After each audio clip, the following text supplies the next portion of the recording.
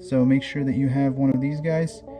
There's larger holes and smaller holes. You're going to want to align the holes that fit this bolt with the holes that this bolt's going to go.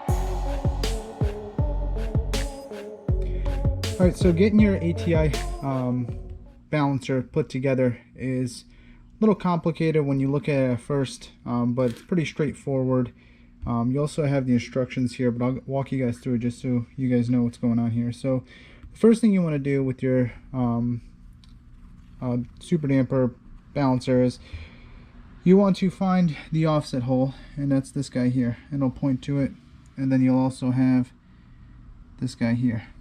Okay, so your hub's going to look like that. Now when you put these two together,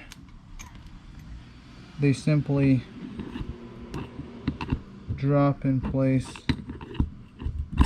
like so. Now if yours doesn't go in as easy, you might have to work on it a little bit and get it to seat down. There's instructions in there to tell you kind of what to do, but ultimately you don't want to smash this thing with a hammer. Just use your hands, get that thing down. Now you have 6 of these short little bolts that have the Loctite already on them. I'm still going to use some more Loctite.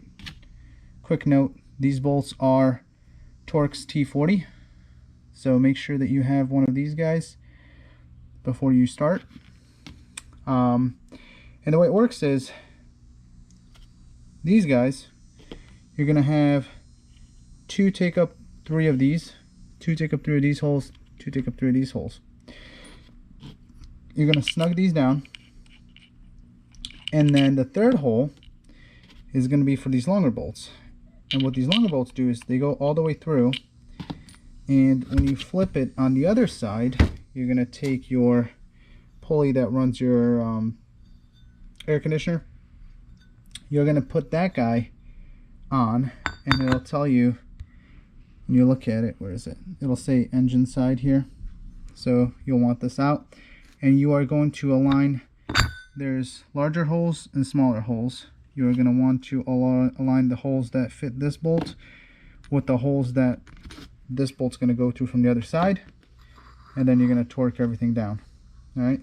Then once that's done, that is when your pulley goes on, and your pulley will actually use these non-countersunk holes here, and they will, at least mine, came with these bolts here. They're of course not T40, but came with these bolts with the Loctite on there. So hopefully this helps you guys out in terms of putting this whole thing together. Makes it a little less complicated.